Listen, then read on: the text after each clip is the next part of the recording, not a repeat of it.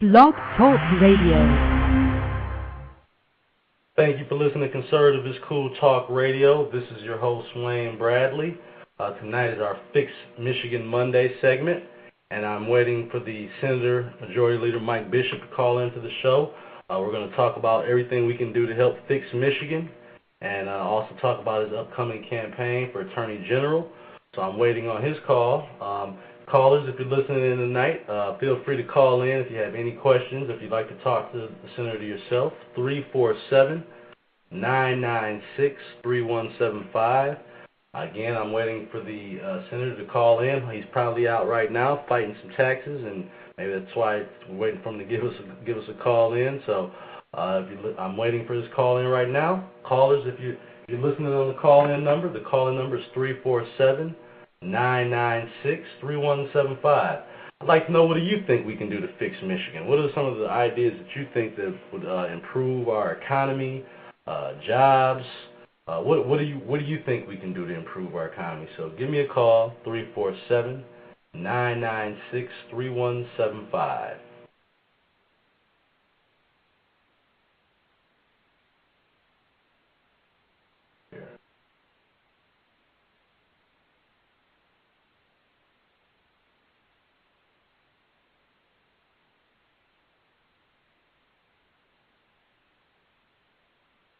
All right. Well, I'm gonna go on to Twitter right now and see if I can find out what's going on with our guest for the evening.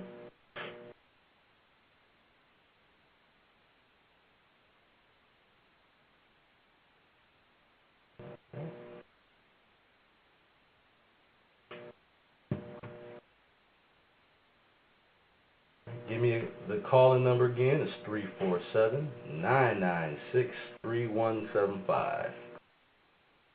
And I'm going to call in and see if we can get in contact here with the contacts over with the Senator's office. So hopefully we'll have a call in soon. Be patient with me.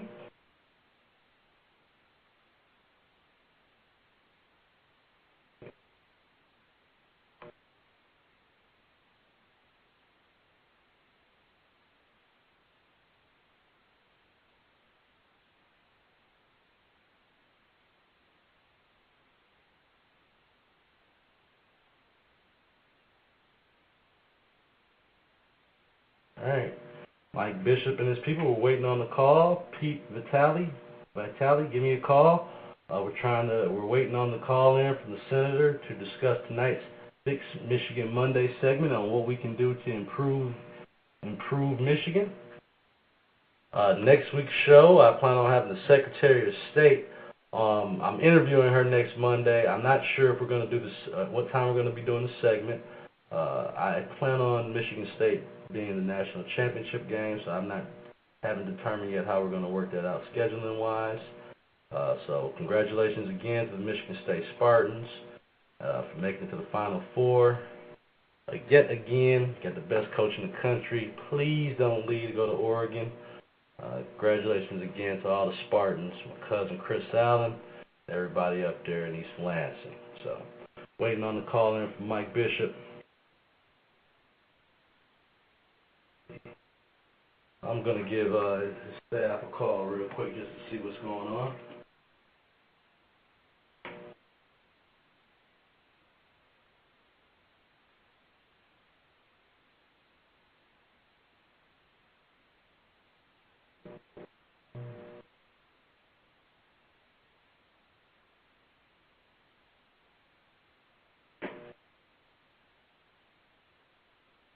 All right, we're going to take a small break here while I get in touch with the Senator. Please be patient.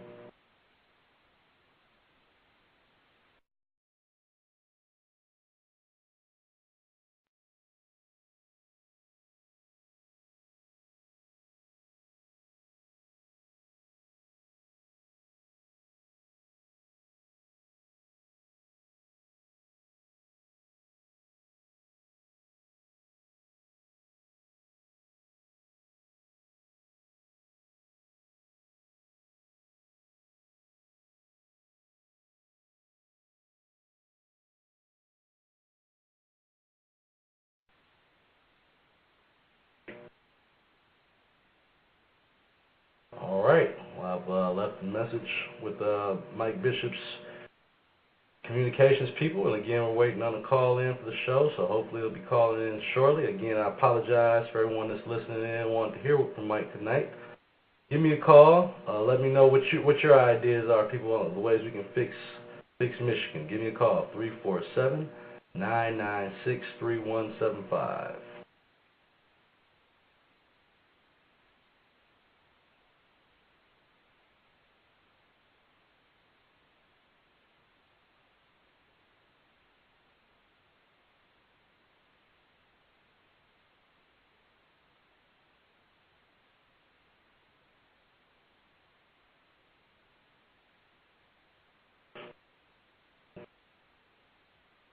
Saturday on Wednesday night show, I'll be having Michael Johns on the show, and he is one of the original Tea Party members, and we're going to be talking in depth about the coming elections in 2010, 2012. What is the future impact with this bill? What does it mean to you? I can tell you so far, from my own personal experience, that this healthcare bill has not changed any of the policies to this point yet with some of these healthcare companies. I know that they said what are some of the things that we see immediately, and one of them was supposed to be they weren't going to let people turn you down for previous conditions and that sort of thing. And so far, I can tell you that that's not the case based on some of my own experiences here. So. Again, today, President Obama actually said that the numbers are going to have to be adjusted again to make the health care bill work. A lot of promises are being broken. I guess a lot of people are frustrated by that. I'm going to go on here live to my chat room, and I'm also going to go to Twitter to see what's going on. Let's see here.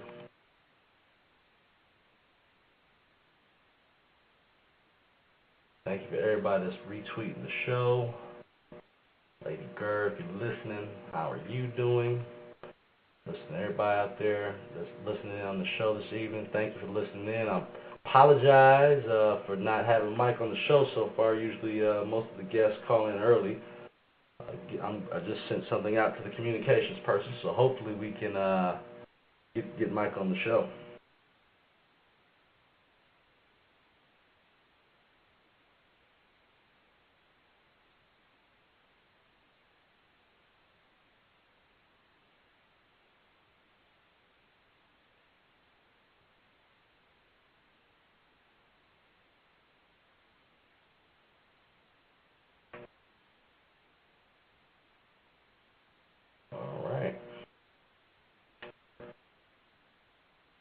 I'll talk about some of the things that I'm seeing that's going on here in our state that I think that are kind of hindering where we're trying to go here.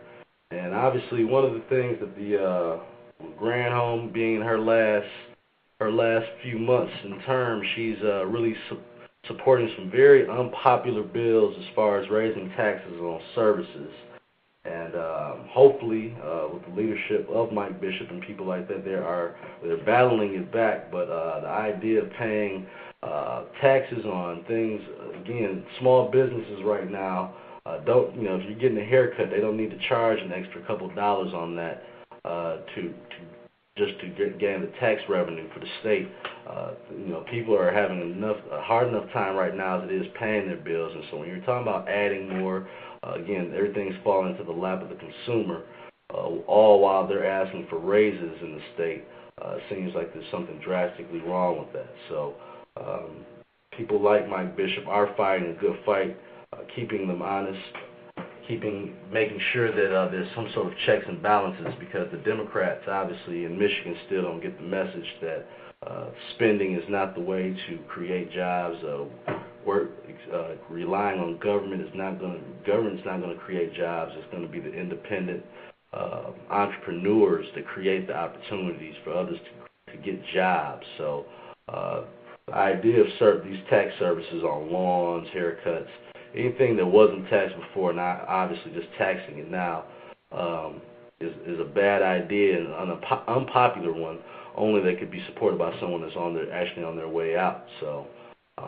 It's been disappointing so far to watch what's going on, but hopefully in 2010 As far as the candidates that we have for governor, we have a very good pool of candidates right now for governor that will lead the state in a better direction. I think about the things we have to do to create jobs here, and a lot of it is the fact that manufacturing jobs and things of that nature, which we relied on heavily for a good part of our, the last 50 to 60 years, has dwindled up, and that is really what has hit our economy hardest.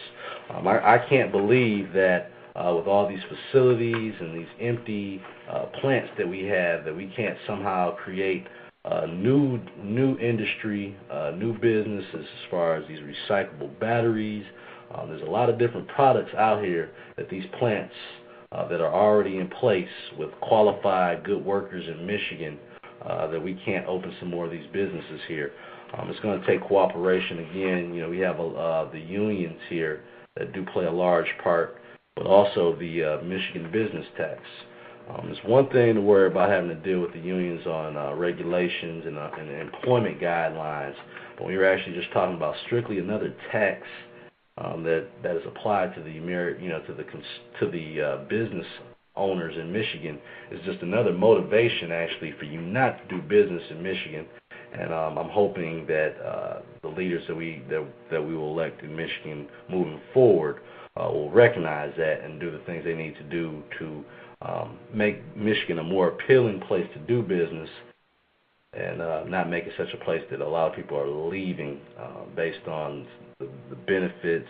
Again, if you're a larger company, we've lost a lot of the plants to the south because they have right to work states, and they don't have the same burden to deal with as far as with the unions and what they're asking out of them to bring jobs there. So I think when as in Michigan, we look to see in jobs in Indiana and places like that, it really does.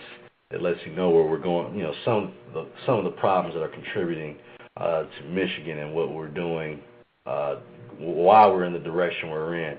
I think that we need to figure out what the next line of work and the next line of business that will put Michigan in the forefront again. And it can be done, but it has to be done through more likely through tax breaks than extra taxes, incentivizing, making these businesses want to move here. Again, we offer a very experienced, diverse workforce of qualified workers in Michigan, and there's just no reason why these jobs are going other places, except for the fact that they don't want to deal with some of the issues that you're going to have when you decide to do business in Michigan. So there are definitely some challenges, and I think that again, some of the people that we have in place right now are doing a great job of trying to right the wrongs. People like Mike Bishop, who are, again, looking out for the people, trying to fight as far as taxes and newer ways to tax the consumer. The only person in the end that ends up losing in all this is usually the consumer. I think we need to commend also our current Attorney General, who is in with a lot of the other Attorney Generals throughout the country that are filing a lawsuit against this current health care plan based on the constitutionality of it. Is it actually legal from that standpoint? And again, I think a lot of people have forgotten about the fact that we actually, this country was founded off those principles, and we ought to do everything we can do to stick to them instead of working around them, or as progressives say, progressing past them. I think that there's a lot to be said about the new way of people doing business, the new way of politicians, and it's really not anything new of the progressive movement and what people believe is thinking past what's in front of you, and just think we have to do a better job of calling out our politicians and making them accountable to the people. So I think that's moving forward, that's going to be a great thing. So I'm still waiting I'm hoping that Mike Bishop calls in. It might have been some kind of scheduling issue. He is the active majority leader, and again, in Michigan, we have a lot of issues. I'm hoping that we can get him to call in, or I can get someone from his office to call in and let us know what's going on. Let's see here, what do I have for you? Give me a call, 347-996-3175. I want to hear from the people out there that are listening tonight. Give me a call, 347-996-3175.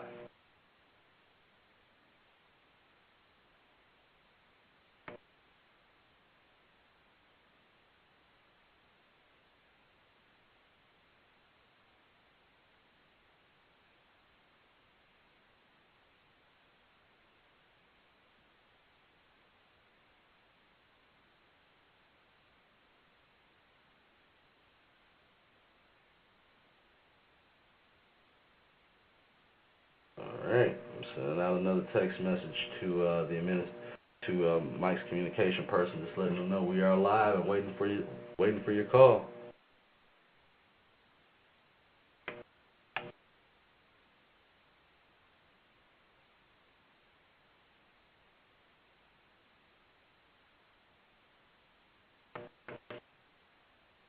Moving on to some other local issues here in Michigan. They've recently talked about the idea of moving the Detroit Pistons back into the Detroit area. Now, me as a lifetime Detroiter, and like I said, I don't live in the city now. That has always been like a dream, similar to the way the Detroit Lions came back to Detroit and played. Now I play downtown. However, knowing the current financial situation and knowing that the Palace is a fine facility for hosting the Piston games, I don't see how that would be financially feasible, because a lot of these stadiums now are being backed with public money, and I just don't see where that would be the best investment right now. To move the Pistons out of the Palace, to move them to a publicly funded stadium in Detroit. If someone actually, the Pistons are actually for sale right now, or possibly could be on sale. So if someone wants to buy the Detroit Pistons and they're willing to invest in Detroit like that, then I think that would be a great thing. But I just don't see where they're going to get that kind of activity from the people of Detroit, again, who are big time Piston supporters. But I think you also have to be realistic in what you're doing. So I don't know. Brooks Patterson was highly offended, and even at that point suggested that he would try to bring the Red Wings out into Oakland County. And again, I think that Detroit, Wayne County, Oakland County, if we really want to make things better, they have to do a better job of working together and making some of these plans work.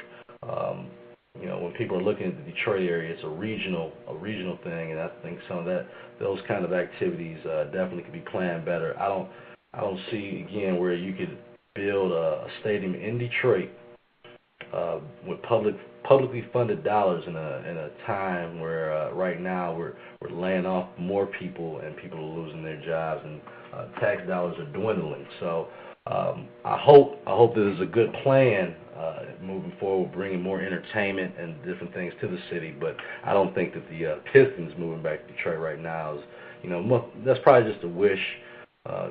Being a former Piston, that would be something he would love to see happen. But until the Pistons ownership issues are handled, I don't think that we'll be hearing. I don't think that'll be a near reality anytime soon. So, if you're listening in, give me a call, 347-996-3175.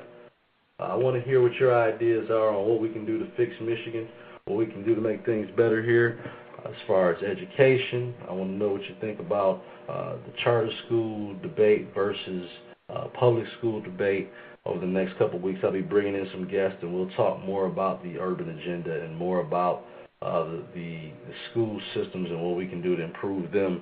Because obviously, Detroit, while it's in a bad situation, this could really become a stencil. This is a great opportunity for people to turn things around here and use this as a stencil to show other urban communities how to, if you need to, consolidate, be creative, think outside the box, and make the city and make things around it better. So I'm hoping that, again, we can get a lot of the leaders to have an open forum on this as opposed to everything being a closed door forum and people not knowing exactly what's going on and the ways, and giving, like I said, and giving better and more clear vision on what we can do to, again, fix Michigan. There are a lot of different processes and a lot of things that need to be done. Speaking from an educational standpoint, Detroit, as well as a lot of other communities, are behind, and we're not thinking outside the box and on ways we can improve, and we're not thinking as far as on the global level of the competition with our kids and with other people's kids. There's a reason why foreigners are coming over here to go to school, get the best jobs, and usually in the math and science fields, and it's because we're not stressing that enough in our educational system. I think we need to look at the way we're schooling our kids, whether it be through homeschooling, charter schools. Obviously, public schools, we need to look at how long we're giving kids off for summers and all. I know that sounds terrible, and I know in some places that would be, that's the economic. And I really, when I really sit and think about why we spend so much time on vacation for kids in school now, it really has a lot more to do with economics and traveling and vacations and that kind of thing, because it's really in other countries it's not like that. And I think that if we're going to improve our education, if we're going to fix Michigan and really fix the country on the educational issue, we're going to really have to look at some of the ways we're schooling our kids. So that being one of the ways I think we really have to look at is the way we're doing our education system and the way we're almost breeding mediocrity with the way we're pushing our school systems. And there's definitely ways we can improve it.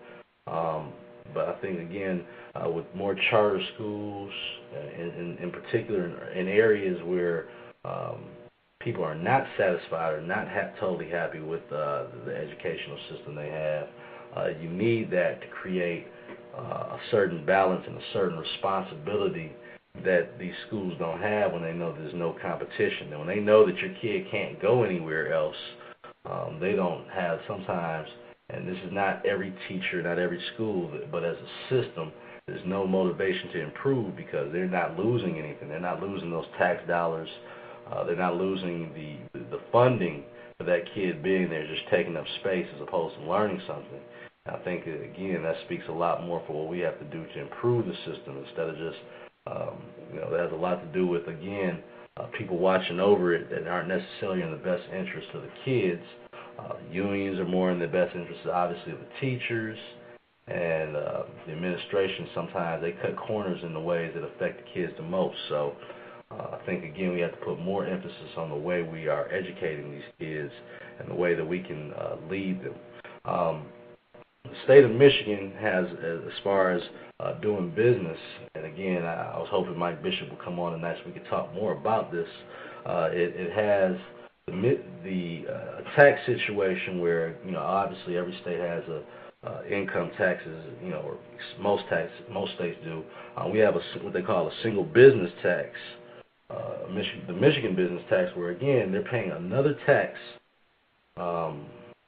outside of your normal taxes to the state of Michigan to fund, the different programs, state-run programs, and obviously to fund the state. But if you're looking at Michigan and you're looking at, Ohio or another state, why would you come to Michigan, not unless you have some sort of personal ties and not unless you're from this area, you're comfortable with this area? What would be the defining thing? Tax breaks and incentives are great, but no one wants to pay more in taxes than they have to. And I don't know anyone that willingly says, I didn't pay enough taxes this year. So when you're talking about making it a competitive situation, just from a state standpoint, we're already behind from a lot of other states. And I think, again, we have to be more creative in the ways we're not only creating revenue, but how we're spending it, streamlining, more consolidation amongst the bureaucratic systems in Michigan. And I guarantee if you go into that more, you can save money and make the systems run more efficiently. Raising taxes on small businesses make these small businesses leery of hiring more people. It only hurts them and the consumer. Again, you and me, when we're going out to get a haircut or having your lawn cut or something like that. Now you're talking about it being from 20 to 23 or 24 bucks because this, of different taxes. And again, that does not make some, and this is a new tax they're proposing on top of the Michigan business tax. They're proposing a service tax. Again, when you're talking about lawn cutting, hair cuttings, services that you don't typically see them adding a tax to, that now they'll have to, and it'll be passed on to the consumer. That's just not good business. And again, I don't think the Democrats are getting it. It's a lot easier for Granholm to suggest something like this now when she's on her way out. So, if she thought it was a good idea, I can't believe she wouldn't have suggested this, I don't know, 4 years ago or, longer. But again, when you're on the way out, it's a lot easier to drop that kind of poison pill onto someone else's, which she knows will for surely be a Republican administration after the way she's governed for the last 8 years. And again, not all of it, can't place 100% of the blame on her, but she has not created an environment or helped create an environment that is more conducive to bringing in more business in Michigan. Talk a little bit more about some of the other races. Obviously, we have a governor's race coming up. Tomorrow night, I'll be in Detroit listening to Rick Snyder. I'll give you the event in case you're out, and if you're in the area and you want to know what's going on, I would encourage you to come on out. Let me give you the exact information where I'll be tomorrow night.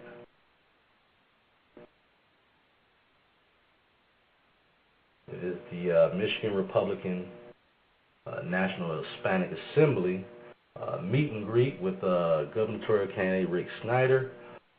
This will be at the El Rancho restaurant, and that's on 5900 West Berner Highway in Detroit, Michigan. So if you're listening or if you're in the area, tomorrow night there'll be a meet and greet with Rick Snyder. And again, if you're not familiar with Rick Snyder, he is advertising himself as being one tough nerd. He has a very interesting story. Like I said, we have a very, I believe the most heated battle, in particular in the gubernatorial race, will be in the Republican primary, because there's a lot of good candidates, and again, I think you're going to see that will be, hopefully, if these guys don't tear each other apart too much, there'll be something left again, because I think that will be a more tested battle than it will be against whoever the Democratic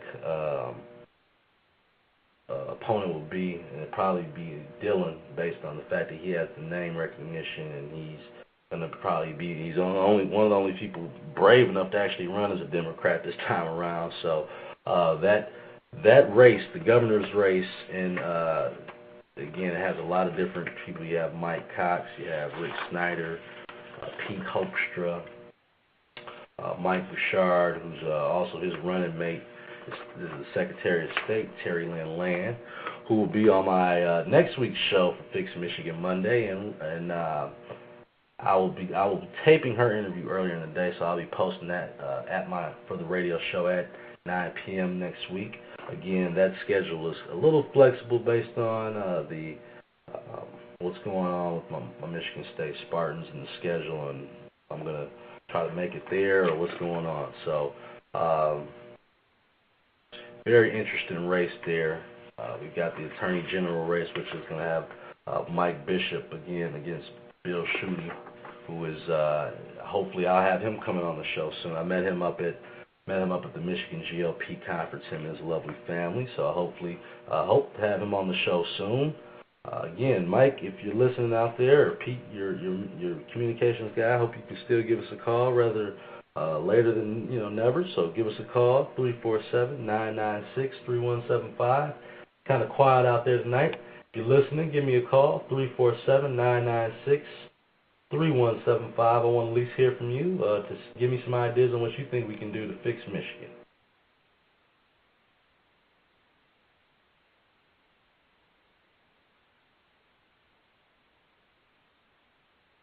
Picking up on some other news out here. Appears today a man was arrested for making death threats against Eric Cantor here. So, trying to see.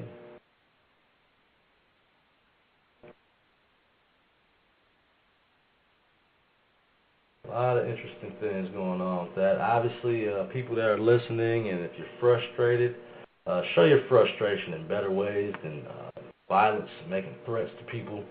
It only inspires other people to do crazy things, and again, I hope people can figure the best way to make changes through with our politicians and through our government is to actively get involved, grassroots, protesting, and obviously voting.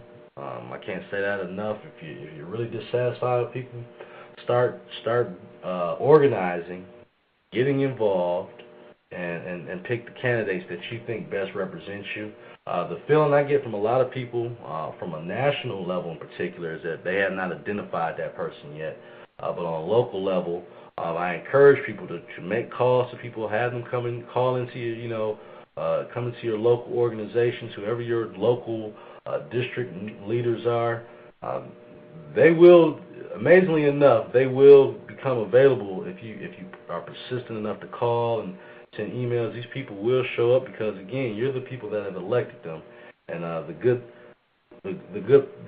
good politicians and leaders never forget that. So that's what I would encourage people to do. If you're listening in and you're somewhere in Michigan tonight and you're got some good candidates you think that I need to have on the show, don't hesitate to drop me a line on my email. That's twitterfam@conservativescool.com. Again, that's twitterfam@conservativescool.com. If you got any great suggestions, feel free to send them over to me. Again, we're always looking for good candidates to come on the show that have the right values, and again, that are looking to speak to the people. That is the main responsibility here. So, Mike Bishop, if you're listening in, give us a call, 347-996-3175.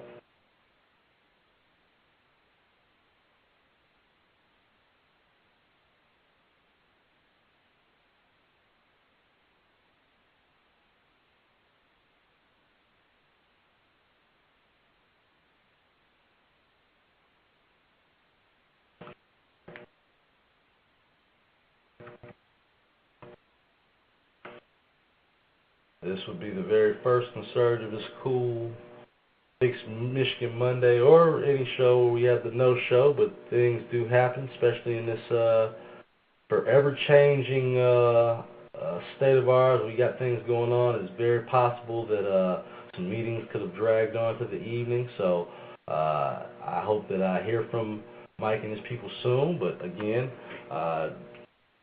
that does not diminish the fact that I hope we can get them on the show, if not tonight, another night, so we can talk about exactly what we can do to fix Michigan. Give me a call, people, if you're listening in, 347-996-3175.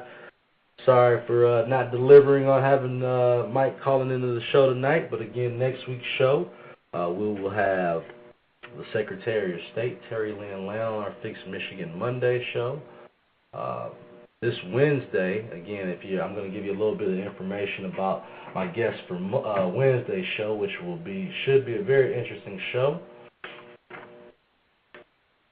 Give you some background information on my guest for Wednesday night show.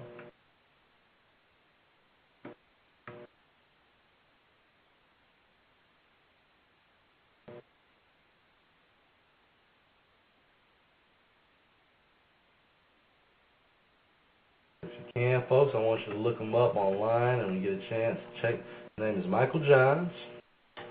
He is going to be on the show on Wednesday at 9 p.m. He is a conservative political analyst and writer, and I'll give you just a little background about him. He's held high-level posts in American government and public policy.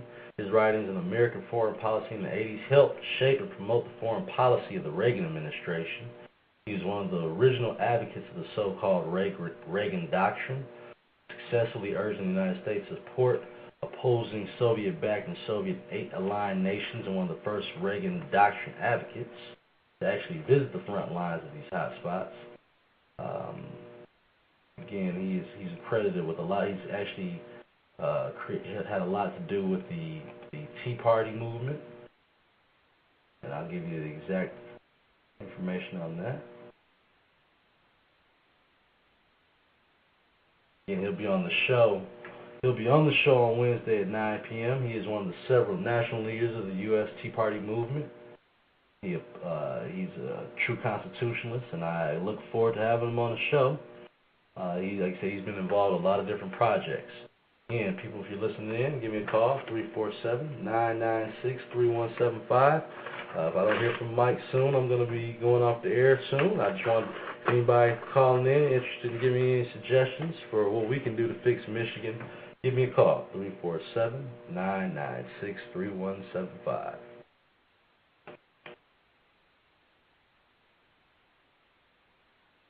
I want to thank everybody that's so far that's come on the show for the Fix Michigan Monday segment.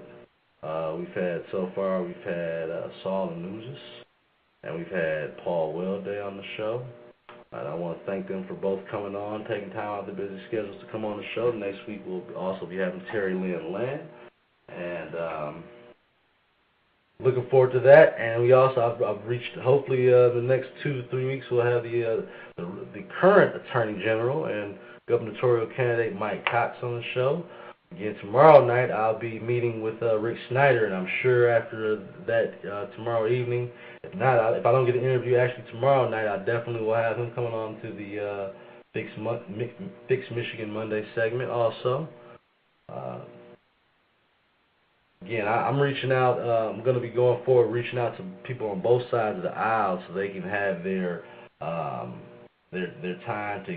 to address the issues. I think that's important. Though I'm a Republican and a conservative, I feel like that we have to at least be open to some of the ideas, not necessarily everything, but you have to listen to both sides of the coin, because right now it's so partisan that no one's getting anything done.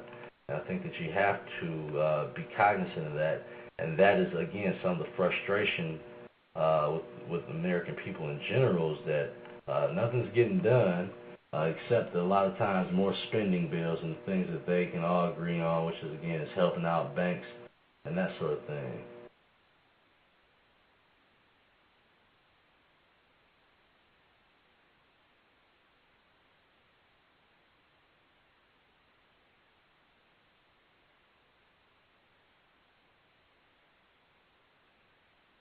All right.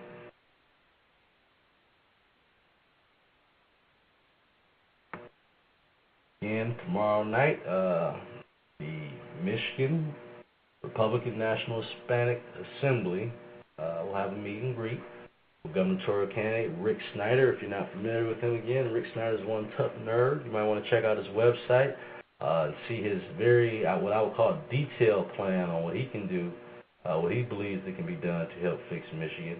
Again, I'm always interested in hearing people's ideas, and again, seeing what combining different ideas and different policies, what we can do to get Michigan on the right track.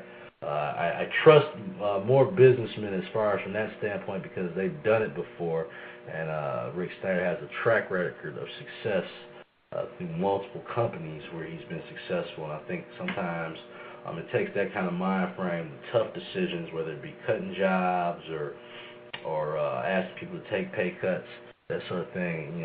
Some people look at the numbers of it, and I think at certain times it's that kind of calculations and things that need to be done, as opposed to just going with the flow and going with the emotions and reading polls. You have to do the right thing for your constituents, and also for the better good of your government, whether it be if you're on a state or national level. You can't spend what we don't have. You can't stifle businesses from growing by putting on more taxes and more restrictions.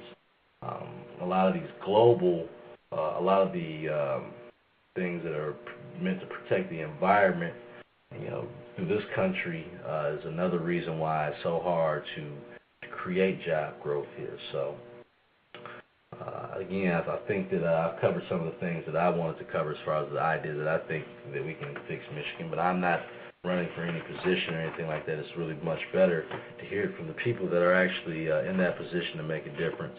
And again, I would assume, because I haven't heard from Mike Bishop or any of his communication people, that there's probably something going on at the state right now that he couldn't make this interview. I will, again, notify you and let you know what exactly would happen. But, again, in these kind of situations, in particular in Michigan, where we have so many things that are forever changing, it probably was some sort of arrangement where he could not make this interview. So I will. I'm listening here. Any calls? 347. Who in Michigan? If you're in Michigan right now and you're listening, who is your favorite candidate and why? For governor, for attorney general, give me a call. 347-996-3175.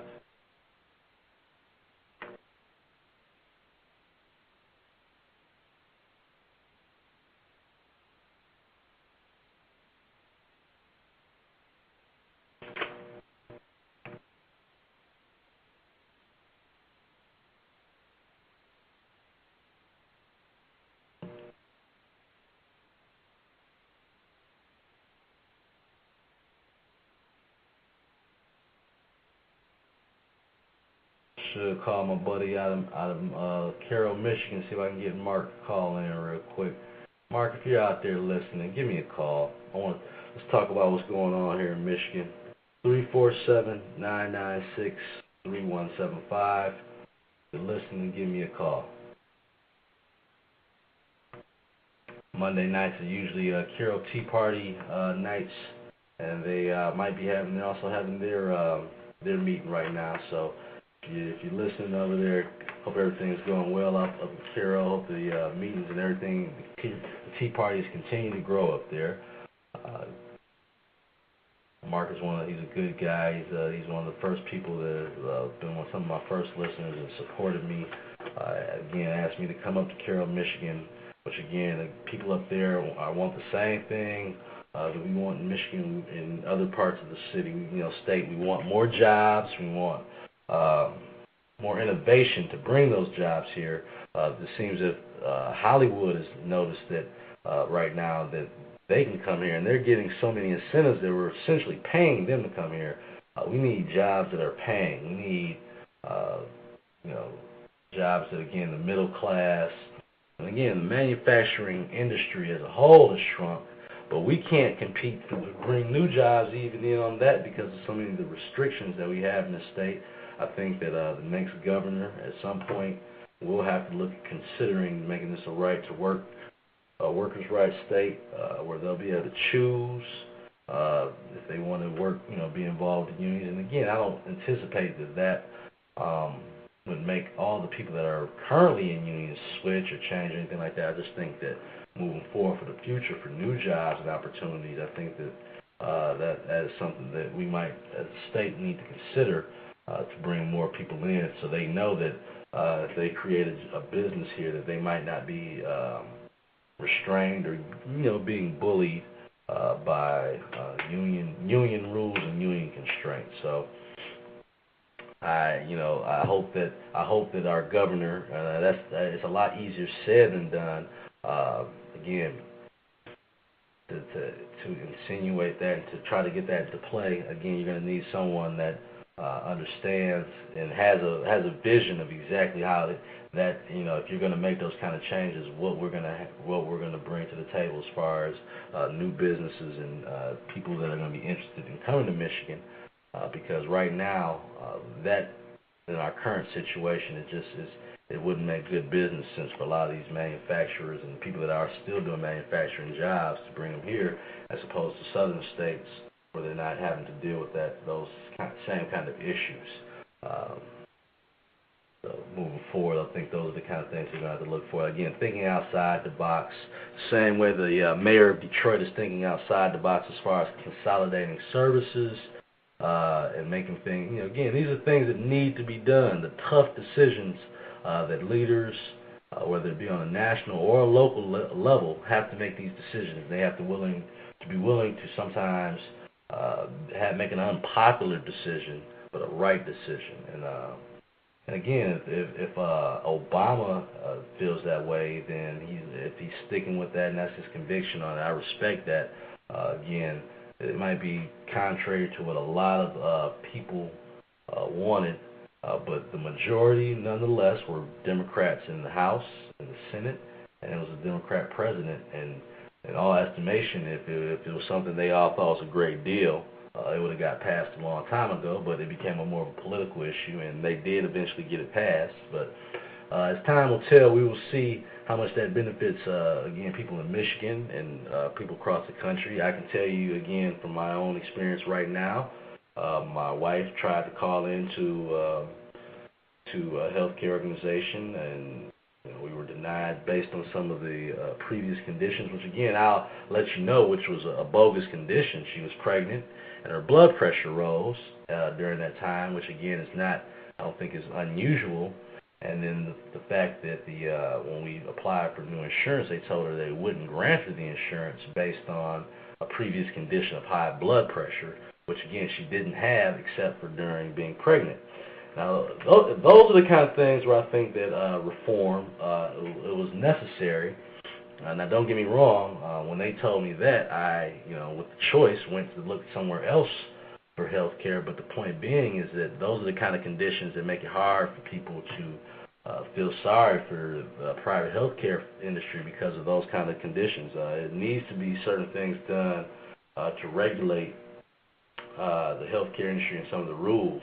But I think the best thing you could do is, obviously within the confines of the law, regulating, but also letting them compete against each other, because you're going to have companies that are going to try to offer you the most bogus product, the most non-efficient product, but then you're going to have companies that are competing for that dollar, wanting to have the largest pool of clients, and they're going to do what they need to do that. And if that means they need to make more services available, or if they're going to have to lower the premiums, I would rather them compete with each other than again competing strictly against the government.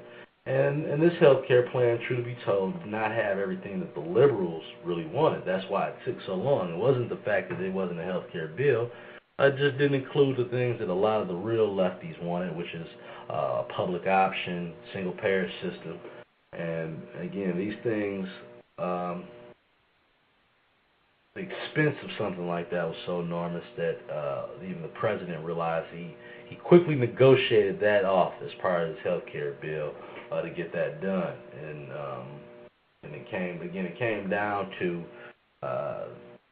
Stupak and his people. He obviously was willing to deal, and he did. But again, moving forward, that I can tell you that right now, that bill has not promised everything he said it would do. He said immediately that those kind of things would change, and again, with this bureaucracy thing, it's going to take a while for certain things to be input. But it just seems like those kind of things, when he said would be immediate, and they're not happening. And I suspect that you'll start seeing over time that a lot of the things we thought were going to happen, just right now the results aren't there for that to happen. And I'm a reasonable person. I'm willing to give it. Obviously, he's going to need some more time. But I don't know if the Republican strategy is just going to wait till November and say, well, we'll repeal it then. I think would be a big mistake. I think if there's still lines of communication where they can make changes and make this thing better, I think that they need to do that. The business and the game of politics is taking far more precedence than people actually doing things to help their constituents and their people. And again, as someone that follows politics, that's into it, I can appreciate some of the gamesmanship, or I can follow it and understand it, but at the end of the day, these people were put in place to get things done on behalf of the people. And I think that there's no question that in this healthcare debate, that there are things that need to be fixed. Just the idea of a total overhaul of the government, being hands-on and being, and having that much control over it. Over 16,000 new jobs are being created in the IRS to track down people who are not paying their health care benefits and not being involved the way that the law mandates. I think, again, those are the things where you're going to see the problems. I think that, I hope that the president and all the Democrats that push through on this, hopefully they read the bill now at this point. That's what Nancy Pelosi said. We had to pass it first to know what's in it. And I really hope that, again, I hope the Republican Party, the leaders that fought hard up until the day of, I hope they don't wait and just because I've noticed even amongst people on Twitter and amongst the leaders, they've been quiet. I'm going to try to reach out to getting Mike Pence on the show and a few other people that I've been kind of going after anyway, trying to get them on the show. So I think that those are the things we have to do. They can't wait because I believe the Democrats are gambling that people are not going to be remembered. They're not going to remember. They're not going to remember the things that are happening now. It's going to be more important what's going on then. And if healthcare has gone on all this time and no one has challenged it any more than what they're doing right now, or not actively showing what they're doing to improve it, then I think that there's a good chance that when we're talking from a majority standpoint, that there are going to be people that are going to forget about it, and they're not going to be as prepared. So I hope that I know on the grassroots level that there's not going to be, it won't be to the same extent, they won't give up. But when you're talking about your leaders, when they're just posturing themselves and trying to do what's best for political careers, I think that has been the downfall of our political system, and that's why you have so many independents and people that don't trust either party because they see a lot of the same thing. A lot of people have been calling me today asking me, and I've been getting a lot of emails about what I thought about the spending spree with the RNC. And for one, it was not, because Michael Steele's the president, it was not Michael Steele himself that threw this, that was, entertaining this party, one. Two, this is not public money. So, again, the people, the Daily Caller, who were the people that broke that story, I guess in the news, in the line of news, that's a story. But essentially, the liberal media is going to pick up on it because of the fact that there's a lot of factors involved, being conservatives, being Republicans, that sort of thing. Are they even supposed to be hanging out in these kind of places and that sort of thing? And again, the party is getting younger. You're gonna see there might be some things that maybe that before they didn't entertain that, didn't do these certain things. Well, as you have younger people, some of these events are going to change. Some of the venues are going to change, quite simply. I interviewed a gentleman last week that's running for Congress against Nancy Pelosi in California, and he's a Republican, but some of his social issues, and again, some of those issues are different because of his environment where he's at. I asked him about gay marriage, and most, I wouldn't usually feel the need to ask a conservative or someone who calls himself a conservative how they would feel on that. But he would not, obviously he didn't speak against it, and he made it a state issue, which he, again, from a political standpoint, a lot of times that you pass the buck on to the individual when I'm asking you as an individual, how do you feel about it? So people have to realize there are different, and again, that's where you're going to have a lot of the in-battling in the Republican Party is hardcore right-wing people versus, more moderates. And again, you're going to have people of different backgrounds now that maybe before did not vote for Republicans, or you have gay right Republicans now. Again, it's to that point where, and again, you're going to have to look at it from a larger perspective. This party that they had was They spent some money, and again, this is all pointing towards spending.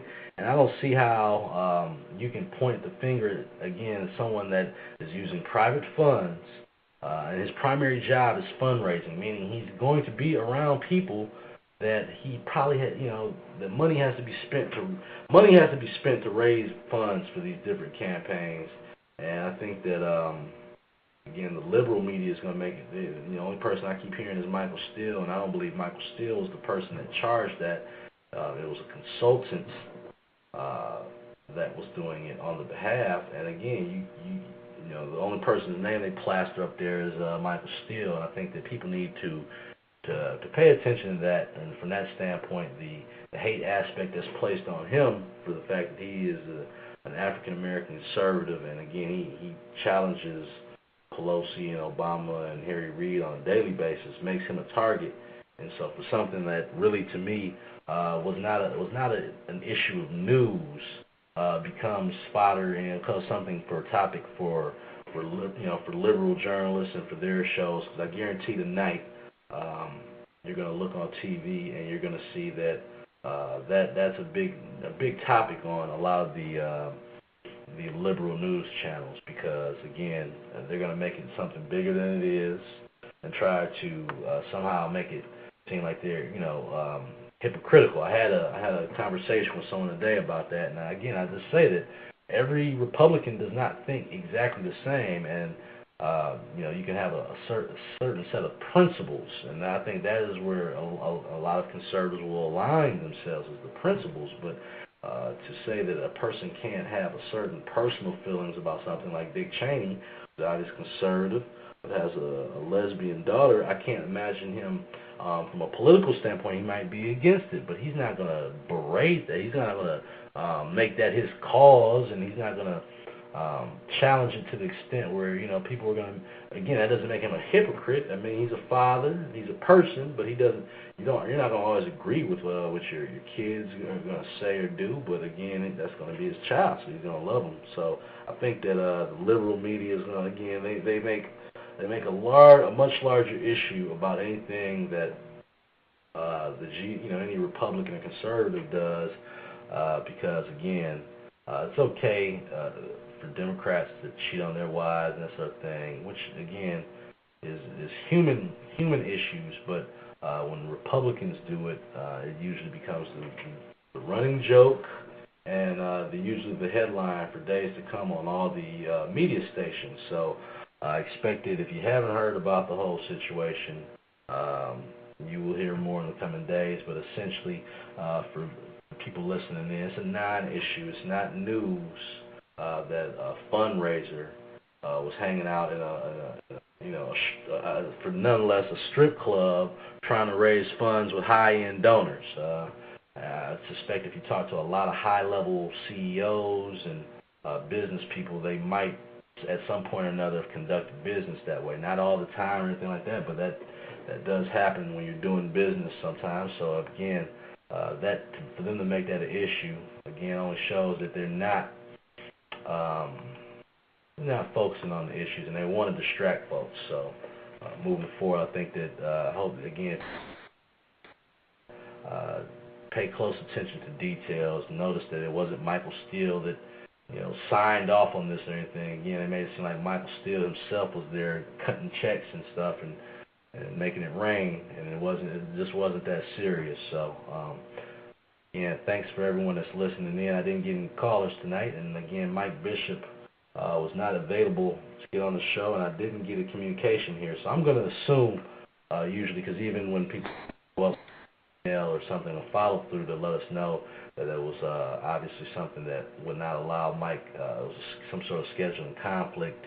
But I do promise you we'll get him back. We'll get him on the show for an interview. And again, thanks for everyone that's listening in tonight. If you get a chance, I want you to go check out my website, conservativeiscool.com.